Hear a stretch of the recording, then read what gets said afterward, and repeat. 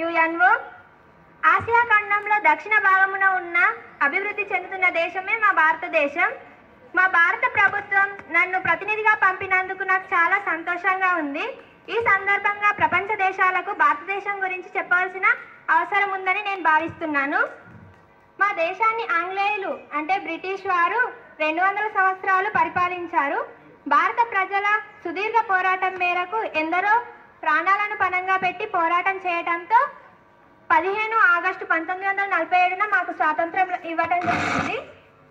భారతదేశంలో పార్లమెంటరీ వ్యవస్థ, ప్రజాస్వామ్యం వ్యవస్థ ఉంది. మా దేశంలో ప్రధానికి అధికారాలు ఎక్కువ ఉంటాయి. మా దేశంలో ప్రధాన వృత్తి వ్యవసాయం. మా దేశం ఎక్కువ గ్రామీణ ప్రాంతాలను కలిగి ఉంది. అన్ని మతాల వారు మా దేశంలో ఉంటారు. హిందూ, ముస్లిం, క్రైస్తవ, బౌద్ధ మతస్థులు నివసిస్తుంటారు. వైశాల్యంలో పెద్దది కానప్పటికీ జనాభాలో పెద్దదనే దేశం అని చెప్పాలి. ప్రపంచ జనాభాలో 6వ వంతు జనాభా మా దేశంలో ఉంటుంది.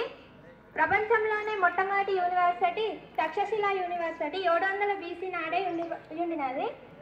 అయ్యో, మా దేశ రాజధాని గురించి చెప్పలేదే మీకు. అదే న్యూఢిల్లీ. మా దేశ చరిత్ర పటానికి తలమానికం దేశ చిత్రపటానికి తలమానికం ఈ నగరం.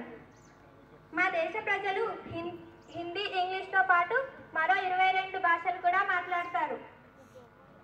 మాకు స్వాతంత్రం వచ్చిన తర్వాత మేము భాష ప్రయుక్త రాష్ట్రాలను ఏర్పాటు చేసుకోవడం జరిగింది.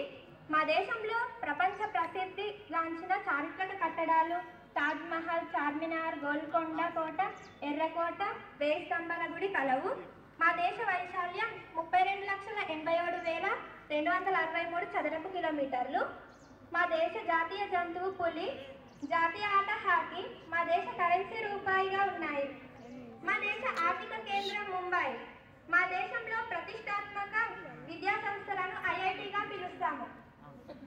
మా దేశ యువకులు ప్రపంచ దేశాలలో చాలా మంది పనిచేస్తున్నారు. మా దేశ సంస్కృతి చాలా గొప్పది. మా విదేశాంగ విధానం అలీన విధానం. ప్రస్తుతం వేగంగా పెరుగుతున్న ఆర్థిక వ్యవస్థను కలిగి ఉన్నది మా దేశం. గత సంవత్సరం ప్రపంచ దేశాలను వణికించిన కోవిడ్ మహమ్మారికి టీకాను రూపొందించి అందించిన ఘనత భారతదేశందేనని గర్వంగా చెప్పుకుంటున్నాను. సైనిక పరంగా మా దేశం బలమైనది ఉంది. మేము యుద్ధాలు చేయటానికి ఇష్టపడం, కానీ అలా అని ఎవరైనా కయ్యానికి కాలు దువ్వితే అణచివేస్తాం. అంతటి శక్తి సామర్థ్యాలు కలది మా భారతదేశ స్వంతం. మా దేశం వాతావరణం సమశీతోష్ణ స్థితి కలిగి ఉంటుంది. మా దేశ జాతీయ గీతం జనగణమన. ఇది పాడుతుంటే జాతీయతా భావం రూపొందుకొస్తుంది, పొడుచుకొస్తుంది. 29 రాష్ట్రాలకి ఉన్న ఈ భారతదేశ